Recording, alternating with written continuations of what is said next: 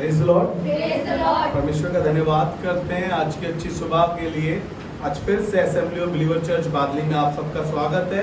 और एक अच्छी बात हम खुदा के कलाम से सीखेंगे, मनुष्य जो कुछ बोता है वही काटेगा। Praise the Lord. मनुष्य जो कुछ बोता है वही काटेगा। हम परमेश्वर का धन्यवाद करते हैं कि परमेश्वर हमें सिखा रहा है कि इंसान जो बोता है वही काटेगा। Praise the Lord. और भारत में एक अच्छी कहावत है, इससे पहले मैं आपको वचन की तरफ ले जाऊं, हमारे भारतीयों में एक कहावत है, अगर बोया पेड़ बबूल का, बोया पेड़ बबूल का तो आम कहाँ से पाओगे, है ना। जब हमने जो बोया है वही तो काट पाएंगे हम।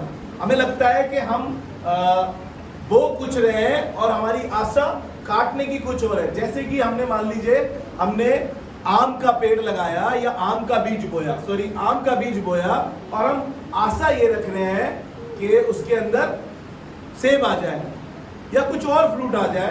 तो इसीलिए ये कहावत कही किसी ने, अगर बोया पेड़ बबूल का तो आम कहाँ से पाओगे, मनुष्य जो कुछ बोता है वही काटेगा।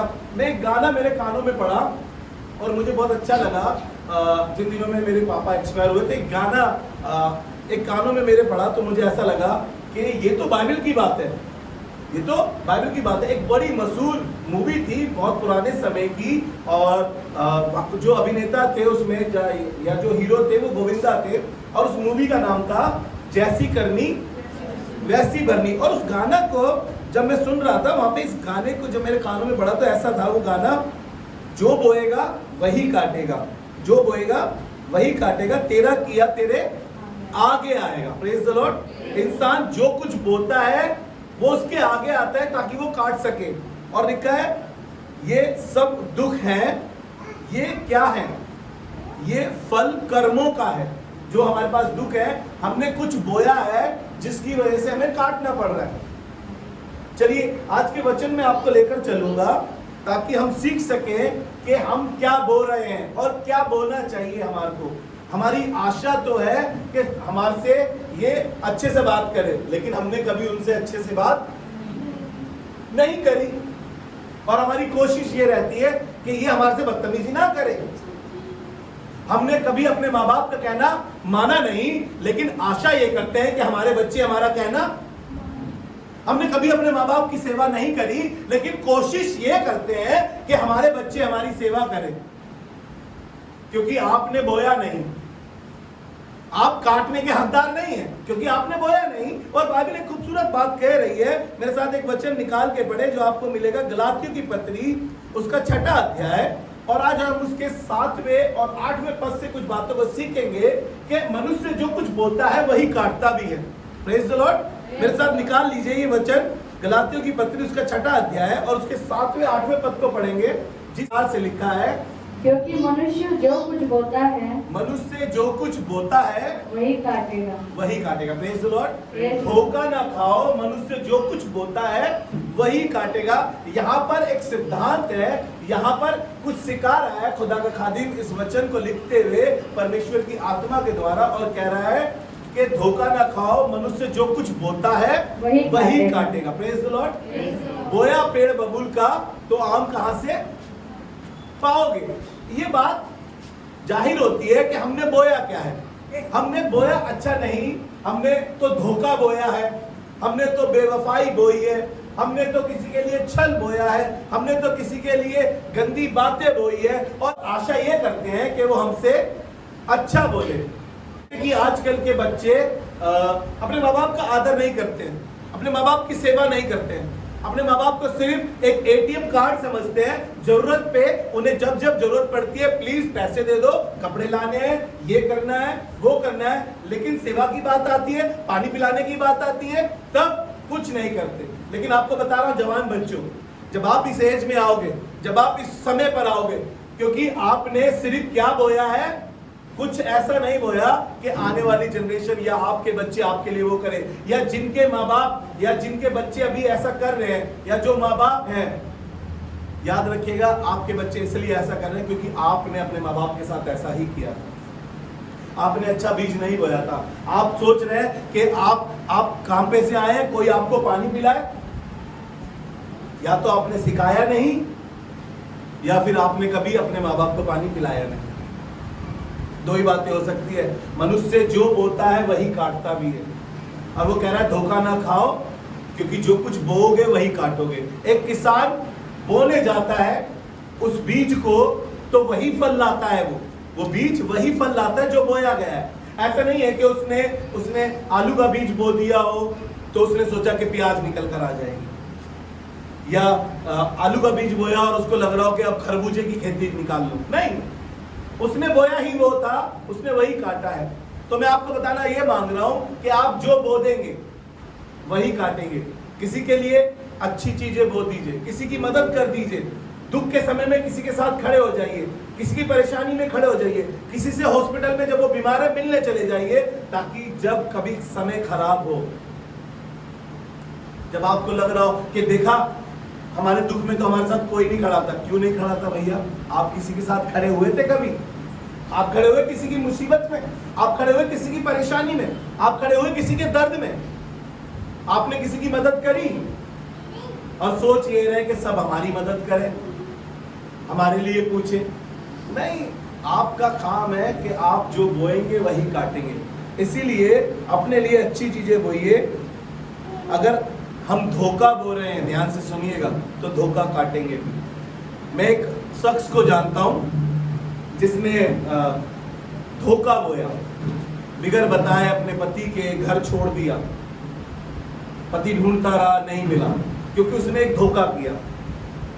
बीच में उनका डिवोर्स हो गया, सब चीजें खत्म हो गई, उनकी शादी हो गई, जिन्होंने धोखा दिया था।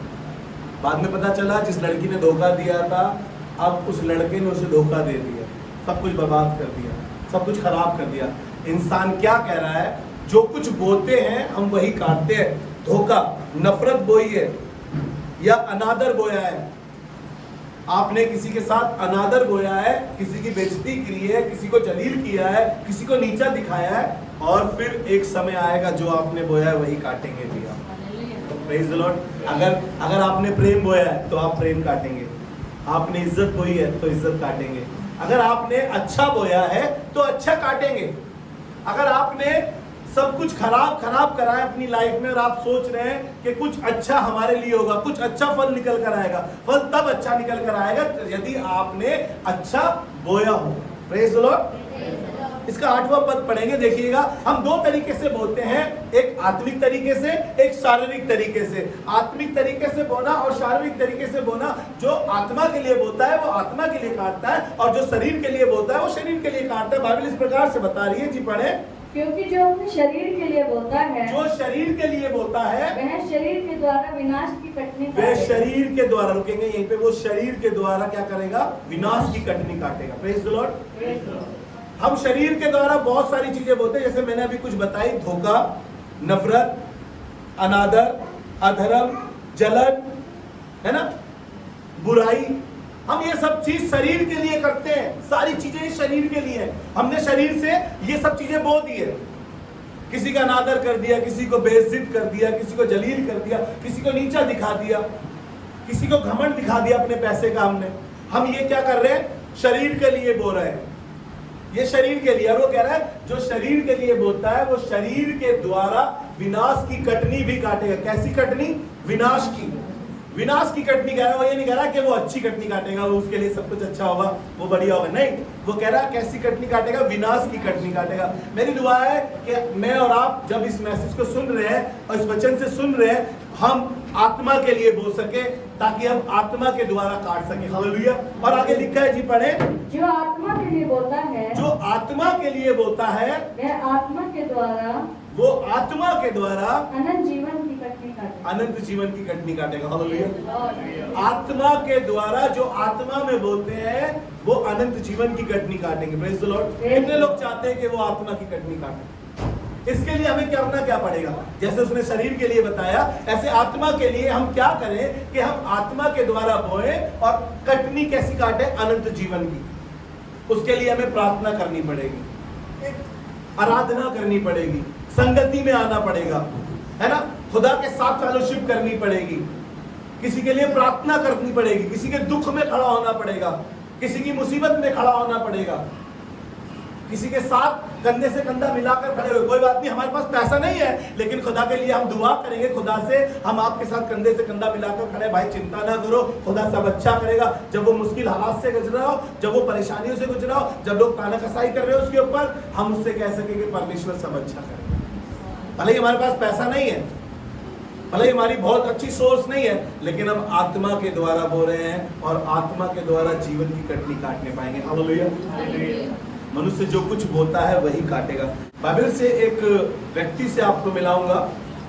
एक राजा है और उस राजा का नाम राजा शेर्स नाम है और इसका एक सेवक है जिसका नाम हमान है। Praise the Lord. इसका नाम हमान है जो राजा का सेवक है। एक दिन रानी ने राजा को और उसके मंत्री जो इसका सेवक है हमान, इसको एक भोज में बुलाया। रानी एस्टर चाहती थी कि अपनी कौम को बचाए। हमान ने एक ऐसा षड्यंत्र रचा था कि किसी तरीके से एस्टर रानी की कौम को मार दे। और उसका एक भाई था, एस्टर रानी जो थी उसका एक भाई था मोर्दके। मोर्दके अच्छा व्यक्ति था, उसने राजा के लिए एक दिन एक अच्छा काम किया था। राजा को एक वो काम याद आ गया, लेकिन हमान उससे नफरत करता था क्योंकि जब हमान गुजरता था ना तो वो उसे सलाम करता था ना उससे कुछ रिश्ता रखता था। लेकिन हमान ने ये सोचा कि किस तरीके से मोर्दके को खत्म किया जाए। मैं आपको बता रहा हूं कि हमान ने कुछ बोया था ताकि मैं आपको उसके बोने के विषय में बता सकूं। इंसान जो बोता है वही काटता है। इस कहानी से मैं आपको ये सिखाना मांगता हूं। This is real story Bible की, नॉट कहानी। बट मैं आपको बताना मांगता हूं कि इसने हमान ने किया क्या मोर्दके के लिए। ये अगर आप पढ़े इसका एस्तर रानी का, एस्टर की पुस्तक उसका 5वां अध्याय और उसके 9वें पद से 12वें पद तक पढ़ दीजिए। यहाँ पर इस प्रकार से लिखा है, जी पढ़े। उस दिन हामान आनंदित और मन में प्रसन्न होकर बाहर गया। हाँ। परंतु जब उसने मोर्दके को राजभवन के फाटक में देखा जी कि वह उसके सामने ना तो खड़ा हुआ, ना तो उसके सामने खड़ा हुआ और ना हटा, तब वह मोर्दके के विरुद्ध क्रोध से भर गया। हाँ। तो भी वह अपने को रोककर अपने घर गया। वो अपने को रोककर अपने घर गया और अपने मित्रों और अपनी स्त्री जेरेश को, अपनी स्त्री को और अपने मित्रों को बुलाकर उसने कहा। तब हामान ने उनसे अपने धन का वैभव, हाँ, और अपने बाल बच्चों की बढ़ती और राजा ने उसको कैसे कैसे बढ़ाया और अन्य सब हाकिमों जी और अपने सब कर्मचारियों से ऊंचा पद दे दिया था। जी इन सब का वर्णन किया। इन सब का वर्णन किया। हामान ने यह भी कहा, हामान ने ये भी कहा, एस्तर रानी ने भी मुझे छोड़ एस्टर रानी ने मुझे छोड़ और किसी को राजा के संग भोज में आने ना दिया। भोज पर आने ना दिया। उसने ये सब बातें बताई, लेकिन उसका विचार कुछ और था। जी आगे पढ़े 13वें पद से जल्दी से। और कल के लिए भी राजा के संग उसने मुझी को न्योता और दिया। कल के दिन भी राजा के साथ उसने भोज पर सिर्फ मुझे ही अकेले को बुलाया है। तो भी जब वह यहूदी मोर्दके भवन, वो यहूदी मोर्दके राजभवन के फाटक में बैठा हुआ दिखाई पड़ता है। हाँ, तब यह सब मेरी दृष्टि में व्यर्थ लगता है। ये सब मेरी दृष्टि में व्यर्थ दिखता है। जब भी वो यहूदी मोर्दके मुझको दिखाई देता है मुझे बड़ा व्यर्थ लगता है। तो मैं राजा के पास जब कल जाऊंगा भोज के बाद राजा से बातें करूंगा और राजा से कहूंगा कि मोर्दके को फांसी दी जाए। उसने लोगों ने, इसके दोस्तों ने, इसकी रानी ने इसको दिलासा देने के लिए कहा, एक काम करो, एक काम करते हैं हम, एक फांसी का फंदा बनाओ, एक खंबा लगाओ और वो 50 फीट ऊंचा हो और उसे फांसी का फंदा बनाना और हम राजा से बात करके उसको मोर्दके को इस फांसी के फंदे पे चढ़वा देंगे। ये हमान ने और उसके लोगों ने प्लानिंग करी। जी पढ़े। उसकी पत्नी जेरेश और उसके सब मित्रों ने उससे कहा, हाँ? 50 हाथ ऊंचा फांसी का एक खंभा बनाया, हाँ? और सवेरे राजा से कहना जी कि उस पर मोर्दके लटका दिया जाए। जी तब राजा के संग आनंद से भोज में जाना। Praise the Lord. और आपको पता है ये रात में ही अपने जगह से निकला। राजा को नींद नहीं आ रही थी। राजा अपने घर पर अपने पलंग पर करवटें बदल रहा था। 6ठे पद से बातें कर रहा हूँ इसके। राजा अपने घर पर अपने पलंग पर बातें कर रहा था और उसको बातें कर रहा था, अपने एक सेवक से नींद नहीं आ रही थी। उसने कुछ पुरानी किताबें मंगाई, कुछ इतिहास की चीजें मंगाई जो उनके साथ घटी थी। और एक दिन राजा की निगाह उस पद पर पड़ी जो मोर्दके ने किया था। और एक काम ऐसा किया था, राजा ने पूछा ये बड़ा काम किसने किया था हमारे लिए? उसने बताया कि मोर्दके ने कहा था। उसने हामान दौड़ता हुआ आ रहा था राजा के कक्ष के पास। राजा ने अपने सेवक से कहा देखो कोई बाहर मिले तो उसको बुला कर लाओ। आपको मालूम है जब वो बाहर गया तो वहां पर हामान राजा के पास ये बातें कहने आ रहा था कि मैं 50 उसका एक खंबा बनाऊंगा और वहां पे मोर्दके को लटकवाऊंगा। आपको बताया राजा ने बुलाया और हामान अंदर आया। हामान अपनी कहने आया था लेकिन राजा ने पहले अपनी बात करी। राजा ने कहा बता, अगर मेरे लिए किसी ने कुछ अच्छा किया हो, राजा को बचाया हो, उसकी प्रतिष्ठा के लिए कुछ ऐसा काम किया हो तो उसके साथ क्या किया जाए? उसके साथ क्या किया जाए? हामान से पूछा। हामान ने बोला मेरे साथ निकाल के पढ़े। यहाँ से हम इसको लिख रहे हैं 6ठे अध्याय का। जब हामान भीतर आया छठा पद जी, जब हामान भीतर आया तब राजा ने उससे पूछा जिस मनुष्य की प्रतिष्ठा राजा करना चाहता हो वो तो उसके लिए क्या करना उचित है? हामान ने यह सोच, ध्यान से सुनिएगा, हामान ने सोचा ये कि मुझसे ज्यादा पर इसकी राजा की प्रतिष्ठा राजा किसकी करना चाहता होगा? जी पढ़े। तब हामान ने यह सोचकर कि मुझसे अधिक राजा किसकी प्रतिष्ठा करना चाहता होगा जी राजा को उत्तर दिया जिस मनुष्य की प्रतिष्ठा राजा करना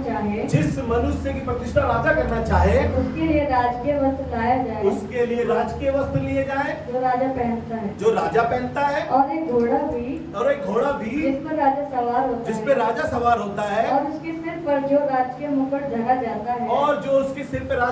धरा जाता है वह भी लाया जाए। फिर वह वस्त्र और वह घोड़ा राजा के किसी बड़े हाकिम को सौंपा जाए और जिसकी प्रतिष्ठा राजा करना चाहता हो उसको वह वस्त्र पहनाया जाए और उस घोड़े पर सवार करके नगर के चौक में से फिराया जाए और उसके आगे यह प्रचार किया जाए जिसकी प्रतिष्ठा राजा करना चाहता है उसके साथ ऐसा ही किया जाए। हालेलुया। इसने सोचा कि राजा का प्रिय कौन है? रानी का प्रिय भी मैं ही हूँ। रानी ने राजा के साथ मुझे ही भोज पर बुलाया है, राजा मुझे ही प्रतिष्ठित करना चाहता है, तो मैं एक अच्छी बात बोल देता हूँ कि वो राजकीय वस्त्र, वो राजा वाला घोड़ा, वो राजा की चीजें, वो सब, और ये कहा जाए कि जिसकी प्रतिष्ठा राजा करना चाहता है उसके साथ ऐसा ही किया जाए। हालेलुया।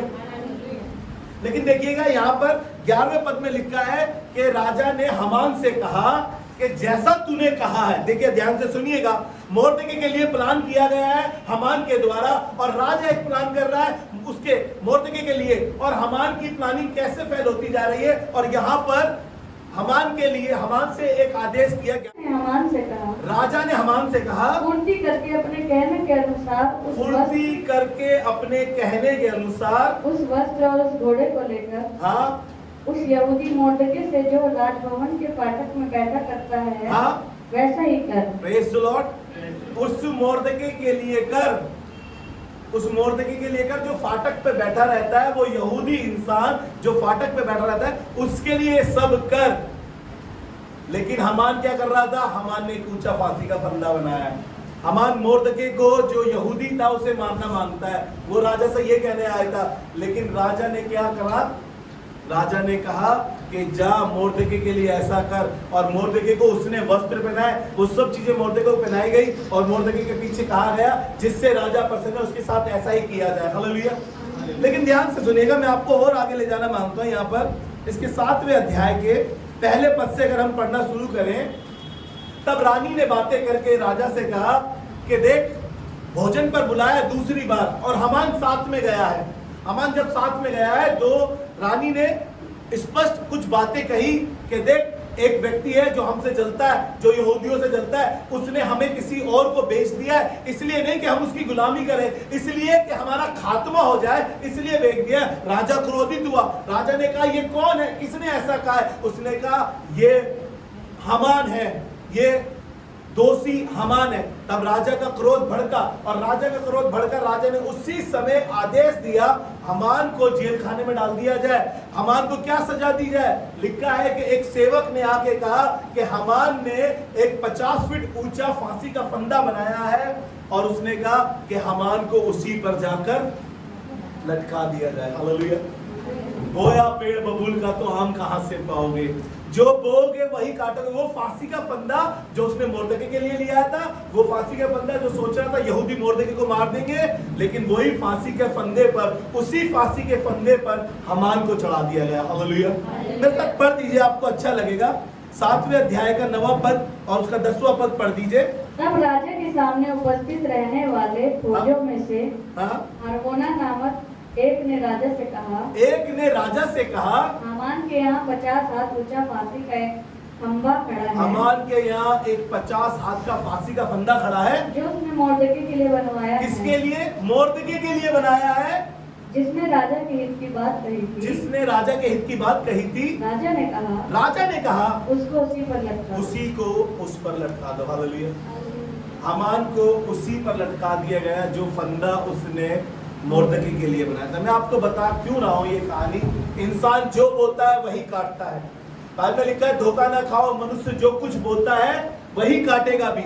आप क्या बोल रहे हैं चेक करें अपने आप को।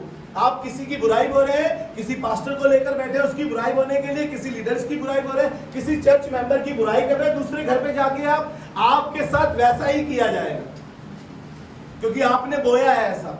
आप अपने रिश्तेदार की बुराई कर रहे हो, अपने परिवार की बुराई कर रहे हो, किसी पड़ोसी की बुराई कर रहे हो, किसी पड़ोसी से लड़ रहे हो, किसी के साथ गंदा काम कर रहे हो, क्योंकि आप बोल रहे हैं ऐसा। हामान ने भी एक फांसी का फंदा बनाया था मोर्दके के लिए, लेकिन हामान नहीं, उस पे मोर्दके नहीं लटकाया गया, उस पे हामान को ही लटकाया गया। हालेलुया। मैं आपको कह रहा हूं कि अपने आप को ऐसा बनाए कि आप क्या बोल रहे हैं चेक करें। अब तक शायद आप कुछ भी बोल रहे थे, दूसरों के सामने कुछ भी बोल रहे थे, और आप सोच रहे थे कि हम तो अच्छा, हमारे साथ अच्छा हो रहा है। नहीं, ये 2-4 दिन वाला काम नहीं है कि आपने कोई ऐसा प्रोसीजर नहीं है कि मैंने कोई बीज बोया हो और वो तुरंत फल दे दे। शायद आपने 5 साल पहले किसी के लिए बुराई बोई हो, शायद आपने 5 साल पहले कुछ गंदा काम किया हो, शायद आपने 2 साल पहले, 1 साल पहले, 1 महीना पहले, 1 हफ्ता पहले आपने कुछ ऐसा काम किया हो और आपको लग रहा है कि अरे कहाँ मेरा बीज तो बोया हुआ है, फल आएगा शायद 2 साल बाद, शायद 1 साल बाद, शायद 1 महीने बाद, शायद 1 हफ्ते बाद। लेकिन क्योंकि बीज जब बोया जाता है वो बाद में फल लाता है। आपको मैं बता रहा हूं कि एक दिन फल आएगा। जो कुछ आप बो रहे हो एक दिन फल आएगा, आप वही काटेंगे। आप अनाज्ञाकारिता बोल रहे हैं, डिसोबीडियंस बोल रहे हैं, अपने माँ बाप का कहना नहीं मान रहे, एक दिन आपके बच्चे भी आपका कहना नहीं मानेंगे। समय आएगा, इंसान क्या बो रहा है। जरूरी है कि हम अच्छी चीजों को बोए। हम जब खुदावन के साथ चल रहे हैं, हमारा ये प्रोसीजर ऐसा नहीं है कि हमने बोया और तुरंत आ गया। नहीं, मैं एक बीज के विषय में बताऊंगा आपको, एक जंगली बीज के विषय में। निकाल के रखें मत्ती रचित सुसमाचार उसका 13वां अध्याय। यहाँ पर एक बीज बोया गया है, एक बीज बोया गया है, और यहाँ पर अच्छा बीज बोया गया है। लेकिन ध्यान से सुनिएगा, अच्छे बीज के साथ शत्रु ने आकर निकम्मा बीज भी बो दिया, गंदा बीज भी बो दिया। और जब कटनी को काटने वाले गए तो उन्होंने कहा कि हमने तो अच्छा बीज बोया था, ये जंगली बीज कहां से आ गया? क्या स्वामी ने हमें अच्छे बीज नहीं दिए थे? तो लिखा है कि जब हम सो गए, जब सो रहे थे तो शैतान ने आके जंगली बीज बो दिए। जब जंगली बीज बो दिए और वो दोनों एक साथ बढ़ रहे थे तो वो दिखने लगे जंगली बीज भी। अच्छा बीज बोया गया था, लेकिन जंगली बीज कहां से आ गया? शैतान ने आकर बो दिया। वो गंदी दोस्ती जहां पर आप बैठते हैं ना, वो कब आपके अंदर वो गंदे रैप है ना, वो गंदी बातें, वो गंदी आदतें, शायद किसी ने आपको देखा हो या ना देखा हो, आपने सोचा कि कोई देख तो रहा नहीं है, यहाँ पे चर्च का कोई नहीं है, माँ बाप यहाँ पे नहीं है, थोड़ी सी पी लेते, सिगरेट, दारू, बियर, किसी को पता नहीं चलेगा, हमने तो लिमिट से करा है। हम तो एक कमरे में बंद हैं, किसी को मालूम नहीं चलेगा हमने क्या किया है ना। आजकल लड़की बॉयफ्रेंड गर्लफ्रेंड बनाकर हो क्या रहा है, हम कुछ बोल रहे हैं जिसकी वजह से हम सो गए और जंगली बीज हमारे अंदर बोए जा रहे हैं हमारे बच्चों में। बिकॉज मैं ये कहना मांगता हूं कि पेरेंट्स अपने आप को जगाओ, सो मत जाओ, देखो तुम्हारे बच्चे कहां जाते हैं, किससे मिलते हैं, कैसी दोस्ती है, किस माहौल में रहते हैं, कहां पर वो जाते हैं, ताकि शैतान आकर उनके अंदर जंगली बीज ना बो दे। चेक करें जी, अगर आप पढ़ना चाहते हैं पढ़े मेरे साथ इसको। 13वें पद से हम 13वें अध्याय के 24 पद से पढ़ रहे हैं। यहाँ पर ऐसा लिखा है, एक जंगली बीज का दृष्टांत, ऊपर हेडलाइन है जी, पढ़े। यीशु ने उन्हें एक और दृष्टांत दिया। यीशु ने एक और दृष्टांत दिया। स्वर्ग का राज्य उस मनुष्य के समान है, हाँ, जिसने अपने खेत में अच्छा बीज बोया। जिसने अपने खेत में अच्छा बीज बोया। पर जब लोग सो रहे थे, उसका शत्रु आकर गेहूं के बीच जंगली बीज बोकर चला उनका गया। शत्रु आकर गेहूं के बीच में जंगली बीज बोकर चला गया। Praise the Lord. मैं इसीलिए आपको बता रहा हूँ कि चेक करें आपके बच्चों की दोस्ती कैसी है। कहीं शैतान आकर आपके सोने के समय पर, आपकी बेटी तो कह रही है, आपका बेटा तो कह रहा है कि मैं दोस्तों के साथ जा रहा हूं, मैं आज नाइट आउटिंग पे जा रहा हूं, और वो नाइट आउटिंग में जाकर या कहां जा रहा है मालूम नहीं, लेकिन आपने तो आजादी दे दी, लेकिन शत्रु ने वहीं पे उसका हाथ पकड़ लिया। वो कब जाके अपने दोस्तों के साथ गंदी लतों में पड़ गया, गंदी आदतों में पड़ गया, गंदे कामों में पड़ गया, आपको मालूम नहीं, क्योंकि आप तो सो रहे थे।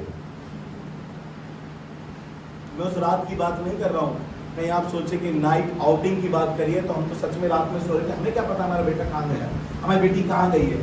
नहीं नहीं, आप वैसे भी सो रहे हैं, आप ब्लाइंड फेथ कर रहे हैं। मैं ऐसा नहीं कह रहा हूं कि अपने बच्चों पर विश्वास मत करो, लेकिन चेक करिए कि कहीं शैतान उनमें आकर जंगली बीज तो नहीं होके जा रहा है, कहीं उनके दोस्तों में, उस गलत दोस्तों में, कहीं वो अपने उन अच्छे बीजों को खराब तो नहीं कर रहे हैं।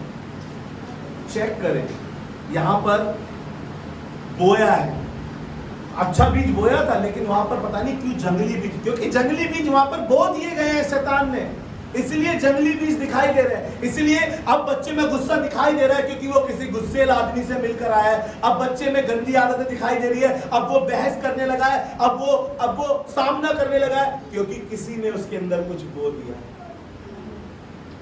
कोशिश करें कि आप भी तो नहीं बोल रहे गंदी चीजें अपने बच्चों में। वो खुद पास्टर साहब के सामने, पास्टर साहब बच्चे को समझाइए, बहुत बिगड़ गया, आजकल सिगरेट पीने लगा। तो भाई तुमसे सीखा है यार, बेटी बहुत बहस करने लगी है, अरे माँ तुम बहस करती थी इसलिए अब बेटी भी बहस करने लगी है, घर से तो नहीं सीखी आप। हम चेक नहीं करते हैं, हमें लगता है कि हम तो अच्छा बोल रहे हैं। मैं आपको बता रहा हूं कि जब आप अच्छा बोल रहे हैं तो कोशिश करें कहीं शैतान आकर जंगली बीज ना बो जाए। जी, मैं आपको एक जगह और लेकर चलूंगा जल्दी से। लिखा है इस जंगली बीजों के विषय में, लिखा है कि खेत के स्वामी ने कहा इन्हें बढ़ने दो, जब कटनी का समय आएगा हम इन्हें काट के, जब ये अलग दिखाई देंगे इन्हें काटेंगे और इन्हें आग में झोंक देंगे। मेरी दुआ है कि कोई बच्चा, किसी कलीसिया का कोई व्यक्ति उन जंगली बीज में शामिल ना हो जो काटे जाए और आग में झोंके जाए। हालेलुया।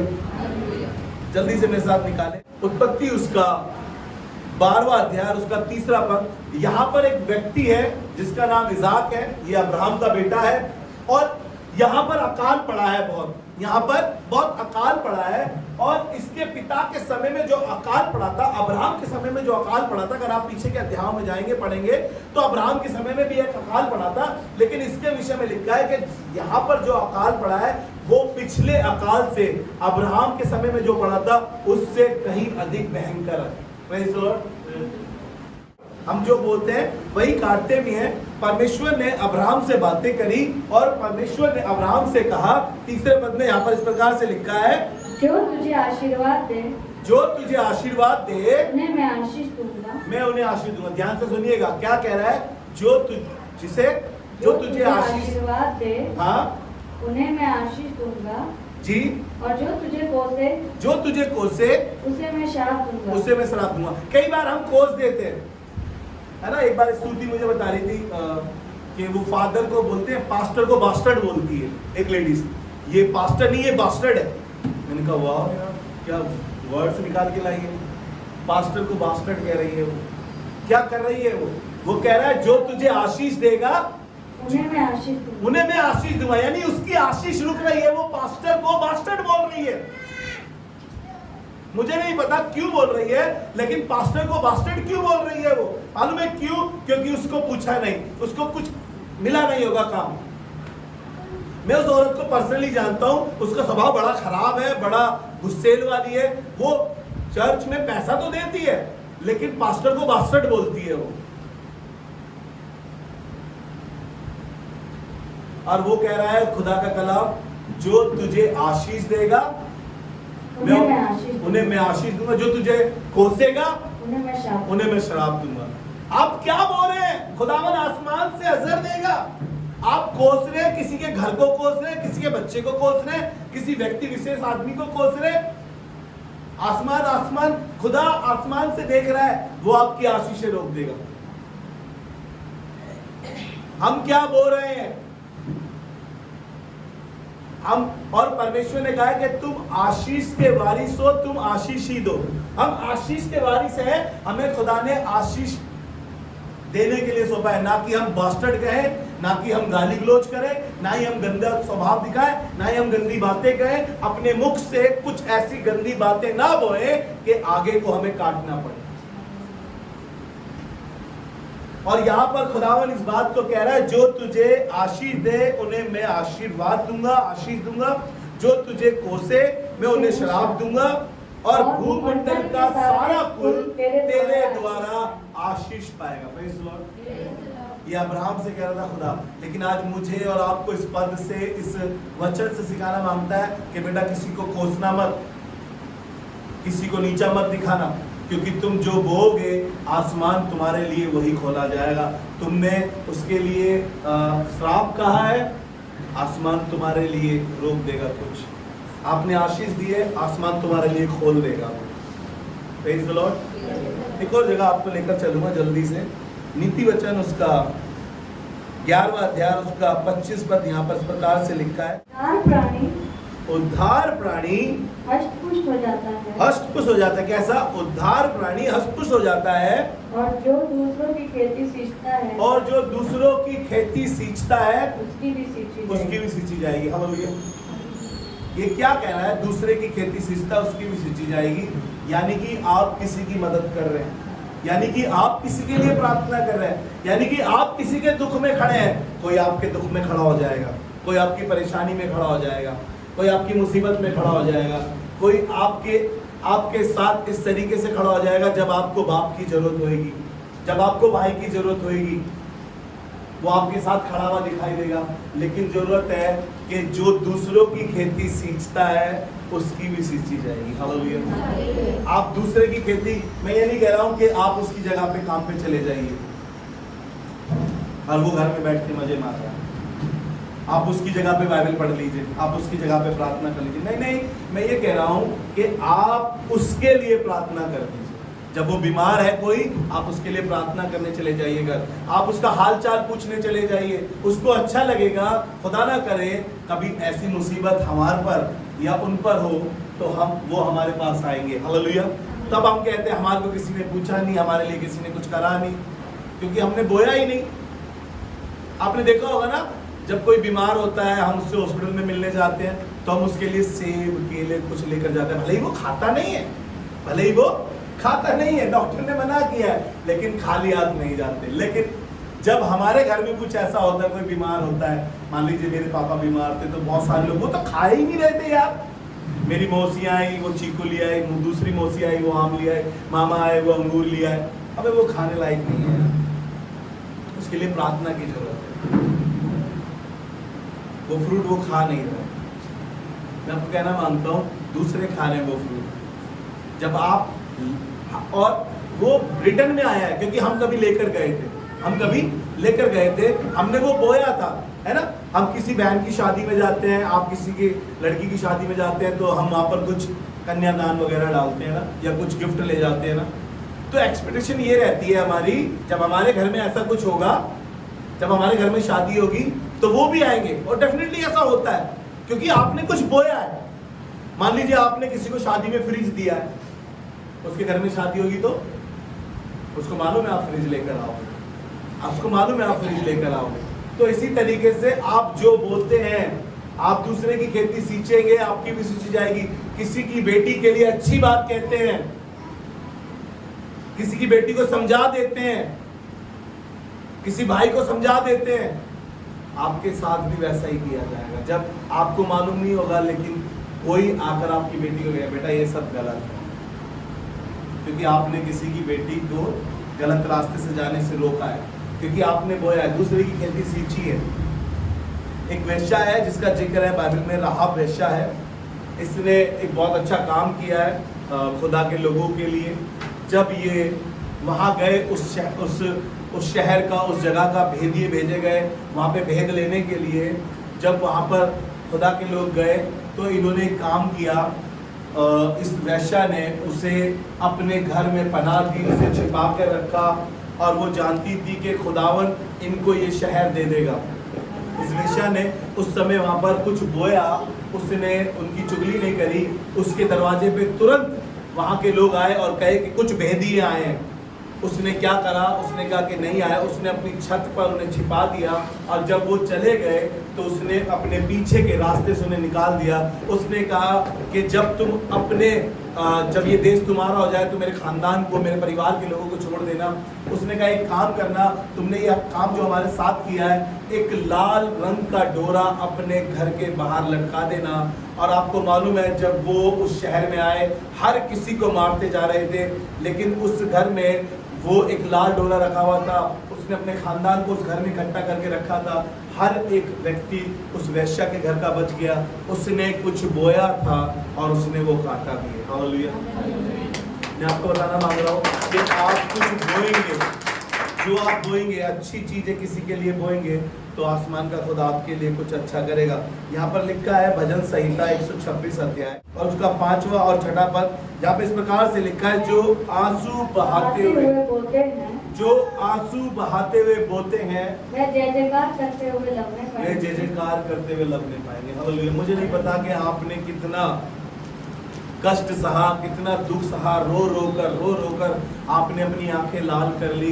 अब आपकी आंख के आंसू मिट गए हैं उस तकलीफ में, उस परेशानी में। लेकिन आसमान का खुदा कह रहा है, जो रोते हुए जाते बोते हैं, जो रोते हुए बोते हैं, जो आंसू बहाते हुए बोते हैं, वो जय जयकार करते हुए लबने पाएंगे। हालेलुया। आपने बड़े दुखों में थे, बड़े कष्टों में थे, बड़ी परेशानी में थे, उसके बावजूद भी आप खुदावन में बने हुए थे। आपके पास शैतान ने बहुत सी बीमारियां डाली, बहुत सी तकलीफें डाली, बहुत से दर्द आपको दिए, उसके बावजूद लोग आपको ताना कसाई कर रहे थे, जैसा आपने भी गवाही सुना, धर्म बदल दिया। उसके बावजूद भी आप खुदावन में बने। लोग आपकी बेइज्जती कर रहे हैं, लोग आपको नीचा दिखा रहे हैं, और आपको लग रहा है कि यार मिल क्या रहा है। लेकिन आसमान का खुदा कह रहा है, जो आंसू बहाते हुए बोते हैं, वो जय जयकार करते हुए लबने पाएंगे। हालेलुया। वो जय जयकार करते हुए लबने पाएंगे। और आगे लिखा है, चाहे बोने वाला बीज लेकर रोता, चाहे बोने वाला बीज लेकर रोता हुआ जाए, परंतु वह फिर पूलिया लिए हुए जय जयकार करता हुआ आएगा। हालेलुया।